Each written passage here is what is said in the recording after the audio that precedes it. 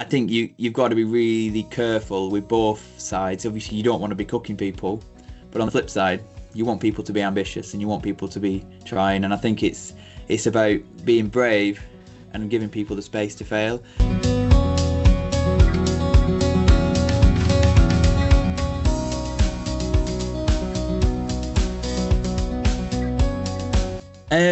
I think I had quite a long career, so I think I went through stages, and I had a different relationship with sport through my career. When I was young, I just had this burning ambition to win. I just wanted to be Olympic champion, and that started when I was a junior. Initially I just wanted to be junior world champion. Once I'd achieved that, I just wanted to be Olympic champion. So I was always looking for the next sort of step, really. And then once I'd won the Olympics, I sort of that was in Beijing. The next one was in London, so it was like a natural progression then to say, well, London was always my ultimate target. That was what we always spoke about when I was coming through the pathway, and Beijing was just sort of a step on the way.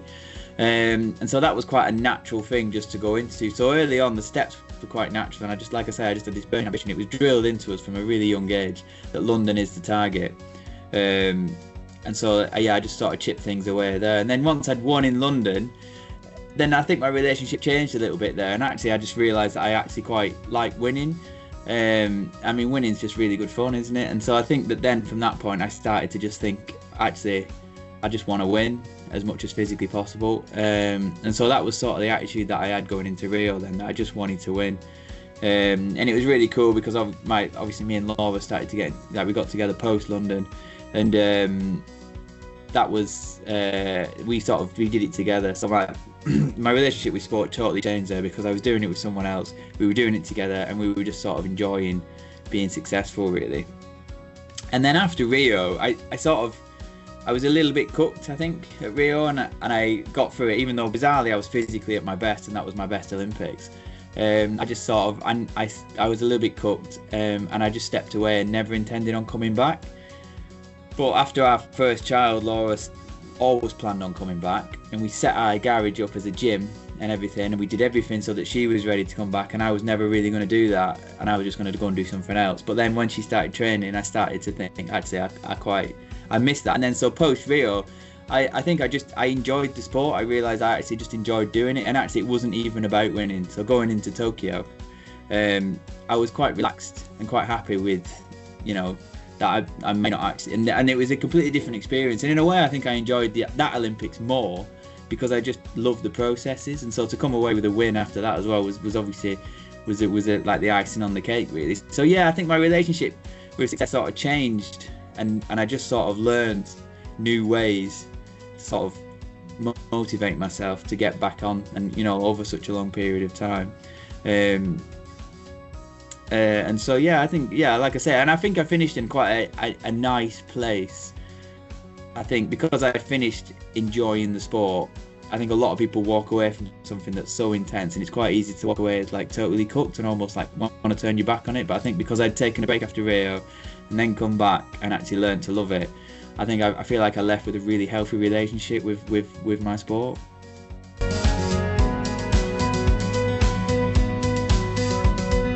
So I think for me, it was never really something that I did consciously. But I think I picked things up subconsciously from the people around me. Obviously, I was in a team with some amazing people, and I was coming up through a system with some really established riders. We had like Jason Queally and Chris Hoy that were already Olympic champions, and Bradley Wiggins and people like that floating around. And they just started to work with Steve Peters when I started to come on the scene. So he was like this new sort of force. Although I didn't work directly with him, I think I absorbed a lot around. And I learned to separate my feelings from the task. So, when I was a young rider, and I think this is what a lot of people find basically, is your emotions totally drive your actions. And I remember going to my first race and just being completely overwhelmed. My first international race, it was in Italy, and I was just totally overwhelmed by the whole thing, and all these people were around, and these. I was a junior at the time, and the academy lads were there, and it was all like Cav and Geraint Thomas and these people that would go on to do amazing things. Obviously, I didn't know that at the time. But to me, even then, because I was a few years younger than them, that was still the natural progression that I wanted to go for. So I was still watching these guys, and I was just like totally like a total slave to my emotions. You know, I was just making bad decisions in the racing.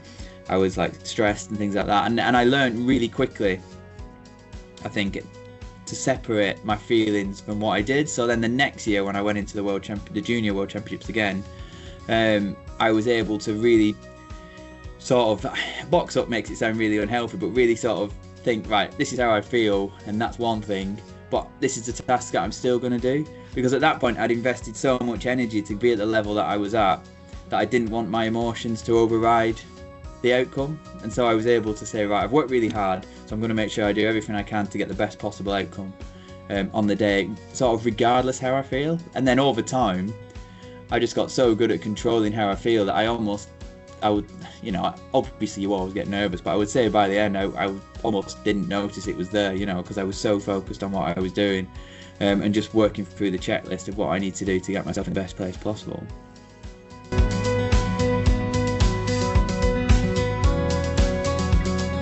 I think the habits one is something that I'm a big fan of, like, because you can't, everything is like, the important stuff has to be habits. Like, it's all about good habits. Like, we're all humans and we all revert back to what's normal. So I think the important thing is to set out your normal to be high performance. I think because I started from quite a young age, it was natural for me just to operate in that high performance environment. So I was quite fortunate in a way that my coach as a junior was the same coach that I had as a senior, and he was the senior coach at the time, not for any reason other than the fact that there was just no other coaches, basically. So we had this one coach, and he just happened to coach. I remember he got me he gave me a t-shirt from Athens Olympics, because he was the Olympic coach, and he just happened to be our coach as well, because there was no one else. So we were naturally brought into this quite mature environment straight away, and this high performance environment. And yeah, it just like set these habits, and things that seem bizarre seem completely natural to me. So I remember when we were on the academy, and you're put in a house with other riders to obviously live in that environment and be immersed in it, and it felt completely normal to me to completely plan my week around training. So we would plan when we would go shopping, we would plan when we could relax and do other things, when it would have the least impact on our training. So I always remember Saturday afternoon was the afternoon we would have Sunday off, and then train Monday morning. Every other day we had training after it. So Saturday afternoon was the only day that you had an afternoon with a day off after it. So it wasn't even that on our day off we were doing something. If we wanted to go shopping or whatever, it would be on Saturday afternoon. If you wanted to do anything, like go to the driving range or anything, not that we did loads of stuff like that, but yeah, it would always be on that Saturday afternoon, because then you had a recovery day before you went training. And it seemed completely natural to me. So I think the habits are really, really important. And I think it's down to being brave and starting early, because once you start and you establish those habits, you can almost afford to have a wobble. So like later in my career, when maybe I didn't think I was as good as I could be, and certain things had slipped, I had these underlying habits that was sort of propping me up, really, and I'd been doing them for such a long time that can carry you through those sort of moments where you've had a wobble. If everything's hard work and everything's a conscious decision, as soon as the wheels come off and you go off the rails a little bit, it's all going to go to pot. So I think the key is to like establish what's important early and start early, so that you've got those habits in place to carry you through.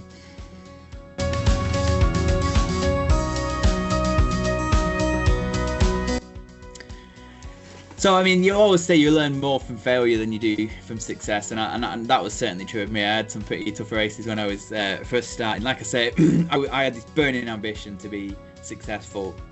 When I came into the team from juniors into seniors, there's not loads of people on the elite squad. We call it the podium squad now. Maybe it was called the podium squad then as well, I can't remember. But there's not loads of people on it. There's maybe like 8 people. And obviously you come in at 8th, and only 3 people ultimately ride the Olympics. So yeah, I just had this burning ambition to like chip people off and win and do well. And like all these things, you get some early success and you think it's really easy. But then we had some setbacks. I remember one race we went to where it was quite important as well. It was like the last race before the World Championships that year. It was in 2007. And on the team sprint, you get 2 mishaps at the start. So the first one, we did a false start. I don't think that was me, to be fair, but we did a false start. So then we get a restart. And the second one, I had an absolute catastrophe. and basically fell off on the start line, and we never got off the start line. So and I'd like completely let the team down. The 2 guys on the track, the 1 lad in the track centre, and Jamie Staff was there as well, like former world champion in the team and stuff, and it was just like this massive thing. But I learned from that to just be like, and this goes back to like the emotion side of things, where just learning to be like, that was all like, it was just sort of, I just wanted it too much, and just learn to relax and focus on the processes and do the things physically well and separate it from the fact that I really, really want this outcome. So it was almost like accepting, like putting the outcome in the box with all my nerves and everything like that over there, of something that is there and I'm aware of, but I don't overly worry about, and focusing on the task and focusing on all the work I've done up to this point and making sure that we execute the task as well as we can. And again, I learned that from the guys around me. They'd all been through difficult times as well, and they were really, really supportive, so that was good. No one was sort of having a go at me, although I could tell they were like bitterly disappointed. Like I say, it was a really important race, and that was the one World Championships that I didn't actually get selected for in my first year. And I, in hindsight, you don't blame him. But I was just absolutely devastated. And I remember we'd gone to this race previously and won a load of wine. And so I was like, I went back to my academy house, and I literally went back to a house that was just happened to be full of wine. I think we won like our body weight in wine or something, like an obscene amount of wine. And I just remember being there like, what am I going to do? Just started drinking all this wine on my own, because my housemates had gone to the World Championships and stuff. And so yeah, I was like, that was crap. That was absolutely terrible. So yeah, it was just another learning step along the way, and you learn so much more from getting pasted than you do. You learn so much more from catastrophe. And then later on in my career, having gone through that, again, I can recognise it a lot quicker to see like bad days. And now as a coach, I see it with the lads, and I try to say to them, and I see the effect it has on them when they have bad days. And one happened really recently. One lad had a terrible day. He's really there in the dumps. And I'm like, the World Championships are in October. You know what I mean? It's the 14th of January or whatever, it's 15th of January. It's like, there's a long way to go. Like, you need to, there's nothing wrong with being upset, but we need to make sure that this doesn't affect, what we do now. We have to keep doing the right things and keep building from this point on. And yeah, that just comes through experience of not being, and that's why I think it's important not to be scared to fail, because every time you fail, you learn from it, and you can pick up and be better again.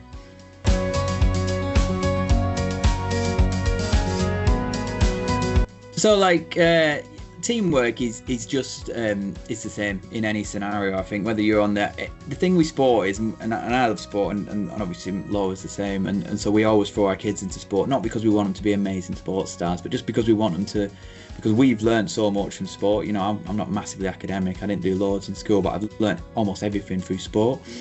And the thing with what the difference is when you do it in a sport, it's exactly the same as normal life, except it's like times a million. It's just really, really obvious when it goes wrong or really well. When a team's in sync in sport, everyone can tell, and when it's a catastrophe, everyone can see it. And so it's exactly the same. It's just really obvious. So all the lessons that apply in that sort of high pressure environment, that where every second matters and where it's really under the microscope, is exactly the same in an environment where maybe it's not as obvious, but it's just as important.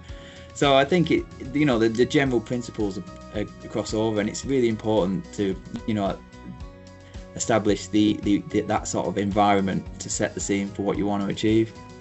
Like I say, I'm sort of, because I come through the whole system from the very start. I started my journey with British cycling at 12, 13. Then I've been in it for such a long time. I'm almost just a victim of the environment. Like, I'm just a product of that really, really high performance environment, I think.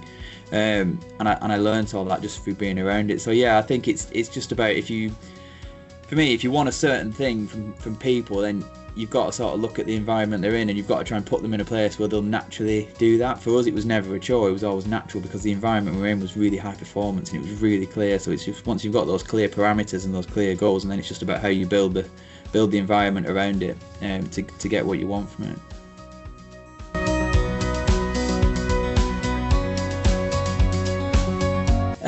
Well, we touched on it a little bit there. It's basically the environments and the habits. So it's got to be second nature. You can't, if you have to think about something every day, ultimately you will fail.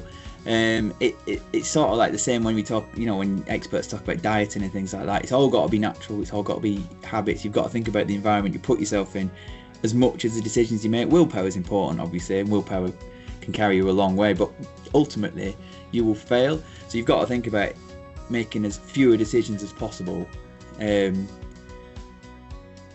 to create the sort of team that you want, basically. And so the more natural you can make it, so you want to build habits early, you want to be really brave, start really strong, get those habits established and build that environment to produce the sort of team that you want at the end of it, and to get the results that you want at the end of it. When ultimately you can never guarantee the results, but you can give yourself the best chance of getting what you can, and then after it evaluate what was good, what was bad, and look to change that environment again.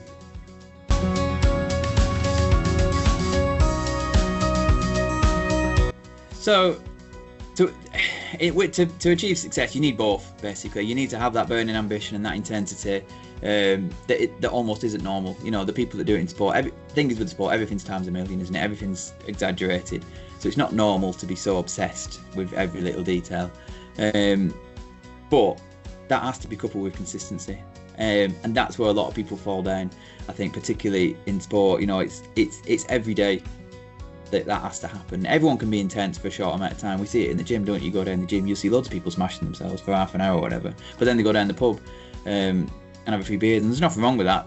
They're not elite athletes, but elite athletes don't do that. The bit before the session is as intense as the session, when they're fueling up to get ready for the session, and then the preparation for that session and the warm-up and everything, and then the session itself is like super duper intense. And then they're just as intense afterwards when it comes to refueling, recovering, getting yourself warm, and just planning all that as well around it. So you need both in any situation. You need both, and the key is to figure out how intense you can be for how long, while maintaining that consistency. There's no point in having an intensity you can't do consistently. I would say another mistake that people make is they prioritize consistency over intensity and end up potentially underachieving because they say, well, I won't be able to keep that up anyway. I would say you've got to be brave, and it comes back to that being prepared to fail. It's like, I might not be able to keep this up, but if I can, I'm going to be amazing at the end of it, or this team's going to be amazing at the end of it. So I think you've got to find the balance, but at the same time you've got to be really ambitious and really brave and say, we're going to set off really full on, we're going to be really intense, look to be ambitious and achieve the best we can, and we're going to see if we can keep it going and really test ourselves. And if we can't, we can adapt along the way and we'll have learned something. But there's not, you've got to get that balance right. And like I say, it's the same in anything you do. It's just really exaggerated in sport, like everything is.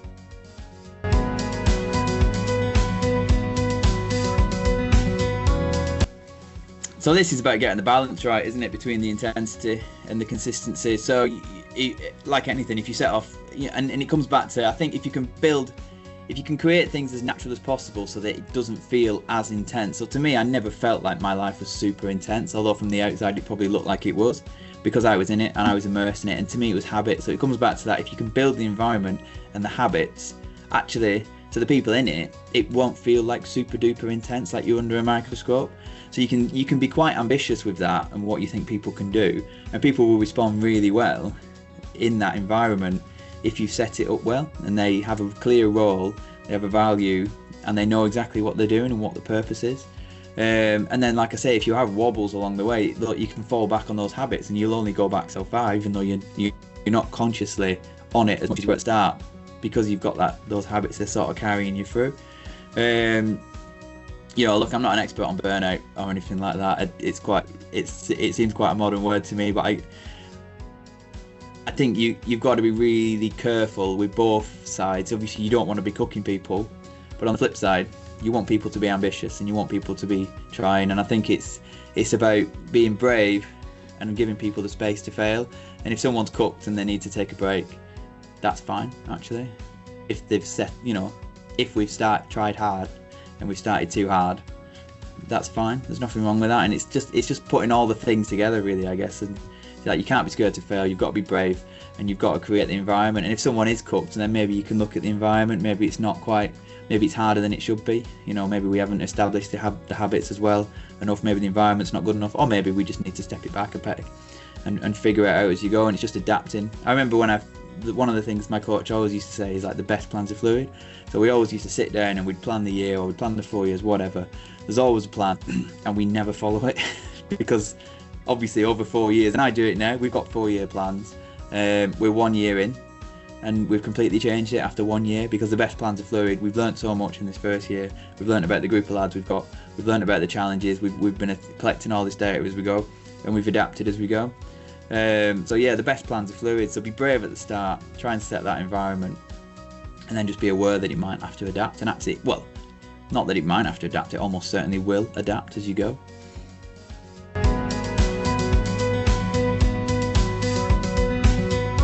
I mean, hopefully, I like to think that when I've done these before, that people sort of they feel brave enough to try harder and to fail. You know, I think which is fine. I think a lot of the time, particularly if there's been what we seem to find is that people that have had a bit of success, that makes things harder in a way because it's like you've got the low hanging fruit now, but actually, it's having the confidence to say, no, it worked, you know, and what's worked is not necessarily the physical things that we've done, but the attitudes and the processes that we've put in place. So actually you can be confident that if we keep making good decisions, you know, we've got to where we are because we've made good decisions, that we will continue to get better and continue to grow. And there's always somewhere to go, you know, you can always get better. I remember our head of R&I, our research and sort of kit side, he came from Formula One, and he started off as an aerodynamicist and worked his way up to team principal and stuff. And he always said, at the end of every year, they always sort of looked at each other and went, you know, there's no way to get better. And then at the end of the next year, they're always way better. So, you know, aero just keeps giving.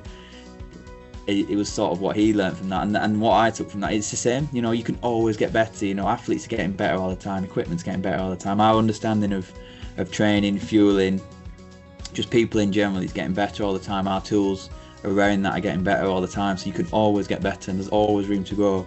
You've just got to be brave enough to try, and not be scared to fail. And so hopefully, you know, people get a little bit of that.